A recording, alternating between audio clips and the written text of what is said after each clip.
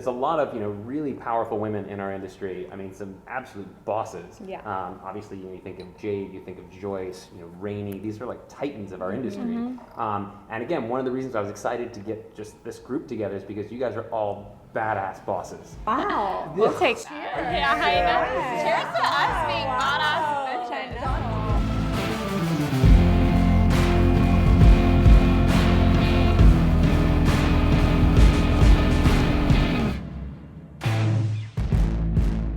Welcome to Wine and Wisdom. I'm actually super excited. I've been really looking forward to this. This is going to be a blast.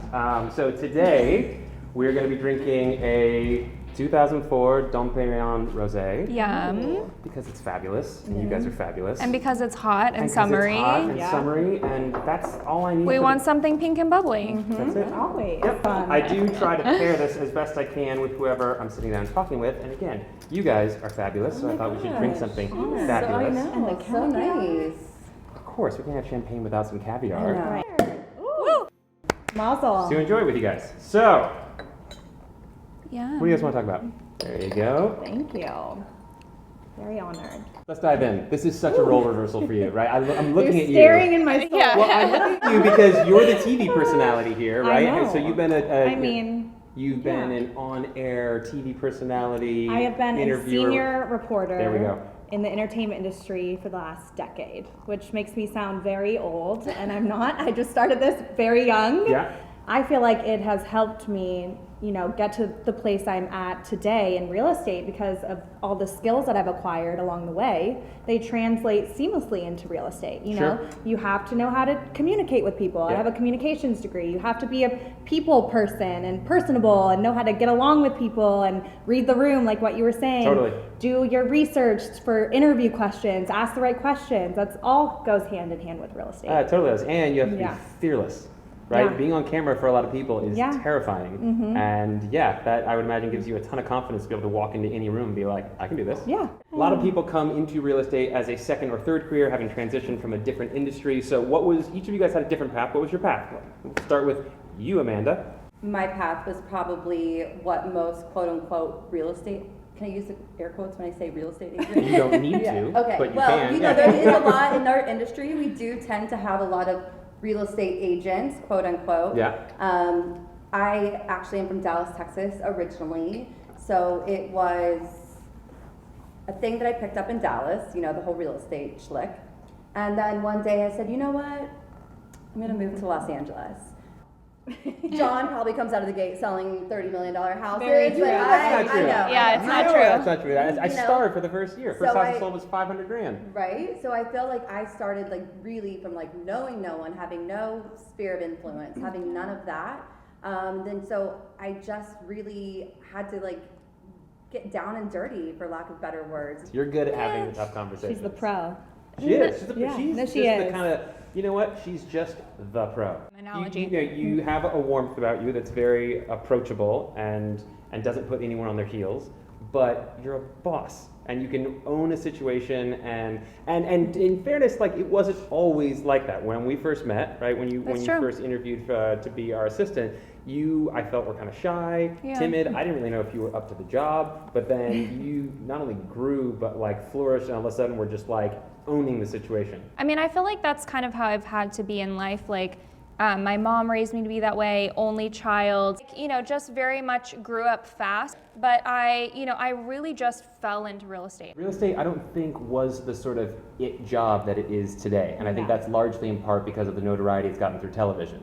1,000%. Right? That's got to be a huge component of Yeah. it, right?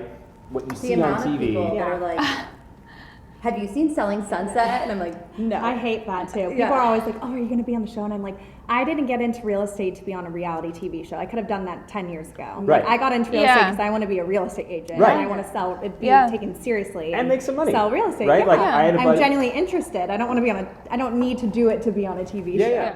Okay, but that honestly. brings up another Yeah. interesting question. So again, these reality shows have really sensationalized what we do, right? We're taking every call on speakerphone. We're authorized to go to this amount, and Yeah. every deal is made in a matter of minutes, and blah blah blah. But we know, obviously, anyone with half a brain knows that it's shot and edited and produced for television.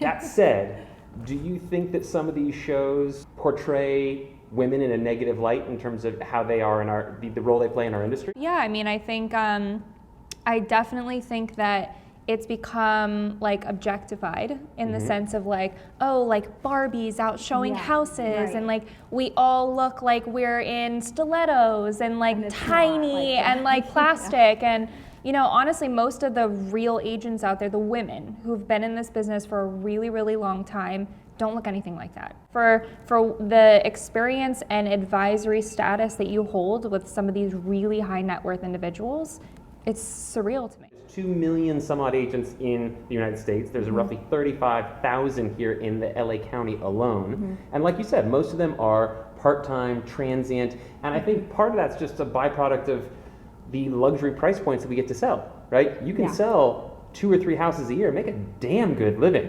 This business is a lot of different things. One thing it's not is monotonous, right? Every single day throws different challenges, different circumstances at you. And like you said, you have to be a creative thinker, you have to be, you know, creative problem solver. Yeah, absolutely. Creative marketer.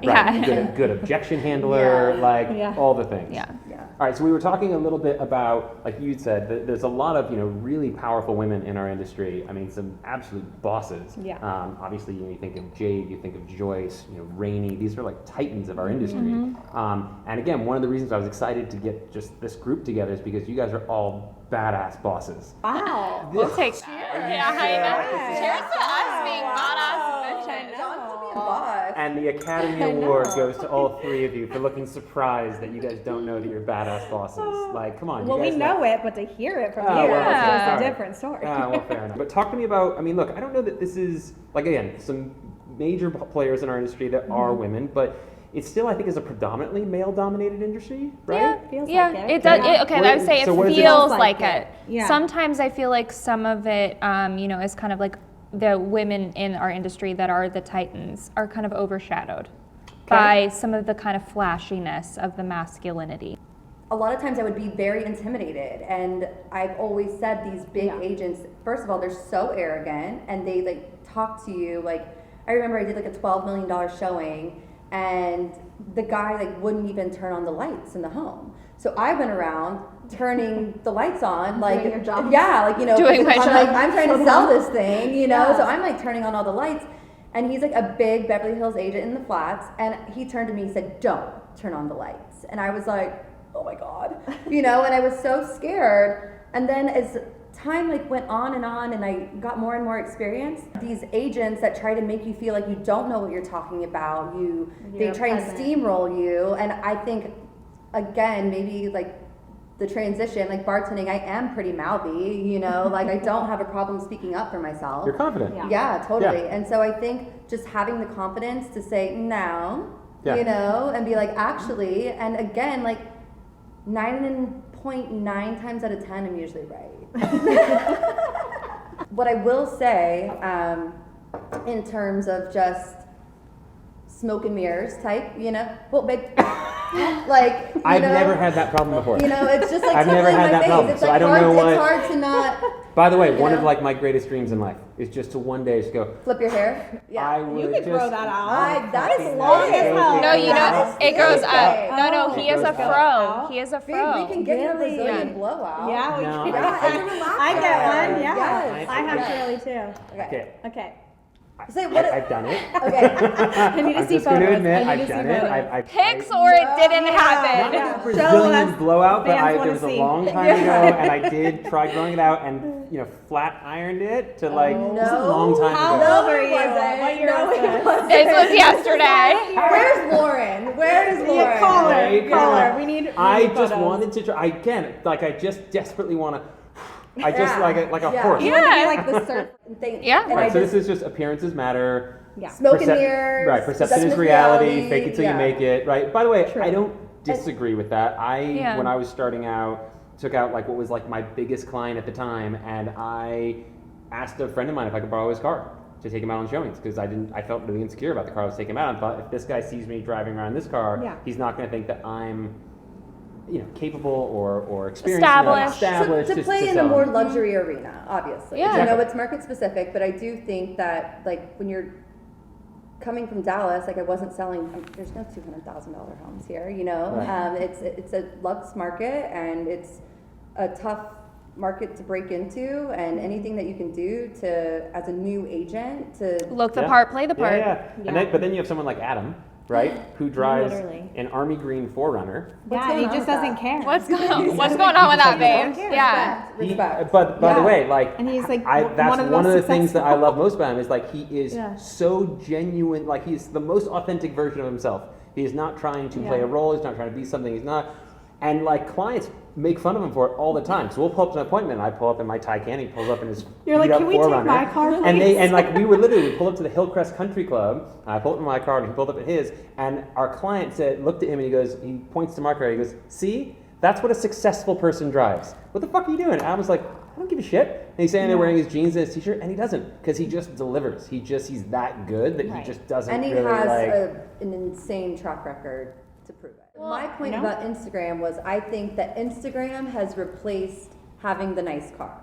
You know what I mean? That's the way to show, oh, I'm on Broker's Caravan, I'm in a $20 million house, That's like look at me, like these are the homes that I sell, like this is what I do, you know? Lifestyle. Totally. So I think that's been, instead of like having to like garb yourself in designer, you know, and like max out your credit card, like you're able just to like go to Broker's Caravan on a Tuesday, find a $30 million house that's open anywhere, go out there, you know, take a few selfies, post it on your Instagram, and change your bio to luxury agent. I think and like going back to talking about the shows and stuff, like the conference call, speakerphone, we've got a deal vibe, and then they like flash up the commission that you're making. Like it's the flashing up the commission that really I think is the downfall of what we have all established as advisors, especially in a luxury And we all know market. that's not what we're taking home. Yeah, John, we should discuss. Let's be real about that. Can we actually that talk about number that? is not the amount getting wired into my bank account. Yes. Yeah. Well, absolutely, Yeah. but it's like good point. perspective, Yeah. It's a good right? point. It's lost. Because I think that appeals to the people in the cheap seats, right? Yeah. Like you're attracting a crowd of people that you don't necessarily want to attract, that aren't real fiduciaries, but that is what's sort of like watering down the talent, so to speak, in our industry. Totally. And look, The we have real people. estate agent. Yes. Yeah. It's entertainment. Yeah. Exactly. Because Literally, we have people coming to us. acting. We get inquiries literally every single week. People that are coming that want to come work with the team and work at the agency, and several of them are like, "I just graduated college, like from Harvard, and I want to come work at the agency." It's like, what the fuck? Are you serious? Yeah, you're like, no, bro. I'm like, go the other way. Yeah. Turn around. Yeah. But like from like real like Ivy League schools, Yeah. and all I want to do is get my real estate license, Yeah. sell real estate. It's like, well, first of all, you just wasted about $800,000 of your Yeah. parents' money. Yeah. Seriously. But it doesn't even have to be Harvard, UCLA, USC, Pepperdine. Like all these people are graduating schools here in Los Angeles, and they're like, I just see people out selling real estate. Like I think that's what I want to do too. It looks glamorous. But yes, I see your point. Valid point. It's a lot of work. All right, so Hard work. when you go home, you like to shut it down for a few minutes, not talk about real estate. You and I both go home to people that are in real estate. I couldn't imagine it any other way, because I don't know, to come home to someone that doesn't understand what I do day in and day out, the grind, the hustle, the aggravation, the wins, the losses, the whole nine, like I would find that really difficult. I agree with you, but I also disagree. Because, right, I know. Yeah. I'm like, literally Ben calls me the disagreement queen. It's rough. I do say like cutoff time.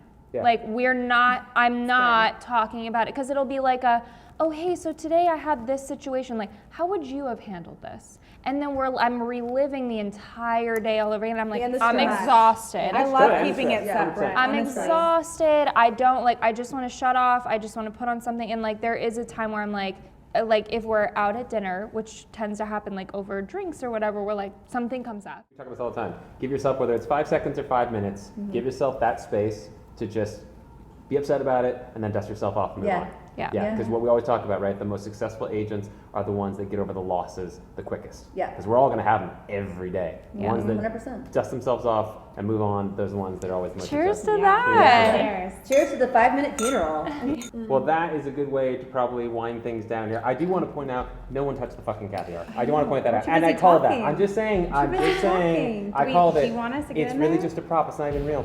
I'm not going to I spend could $200 tell. on caviar. I could tell that was Yeah, fake. it's a prop. No, it's real, and will eat it evidently afterwards. Yes. But yes, I knew that no one was going to. But seriously, thank you guys for doing this. I love you guys. I Thanks love for having all you us. guys. Thanks This for was having fun, us. right? Honored to be here. Yeah, It's really super nice. fun. Usually we're shutting Yeah. down the bars at night, Yeah. but you know we're Not gonna opening move the bar. on. We're shutting down the Lazy Susan today. Yeah, well, we'll just Google what the closest happy hour is. There you go. Yeah. Totally. Okay, all right. Cheers. Cheers, guys. everybody. Yes, cheers. Thanks for having us. Hope you enjoyed that episode of Wine and Wisdom with me and the Amandas. Please make sure to tune in next month where we have our next guest.